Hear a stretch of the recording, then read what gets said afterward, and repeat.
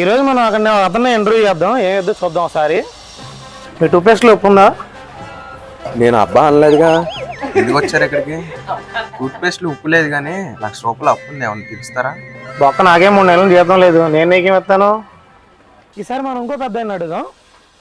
మీ టూత్పేస్ట్లో ఉప్పు ఉందా? కర్పూరమా లేదు. కర్పూరం ఏంట్రా? కర్పూరం కాదు. మీ టూత్పేస్ట్లో ఉప్పు ఉందా? ఉప్పు ఉప్పు ఉప్పు ఉందా? లేదు, ఇప్పుడే వెళ్ళిపోయింది. వెళ్ళిపోతాయింట్రా నాయన. ఉప్పు ఉందా మీ టూత్పేస్ట్లో? పైకి వెళ్ళరా. పైకి వెళ్ళరానా? అడుక్కున్నాను ఏమన్నా.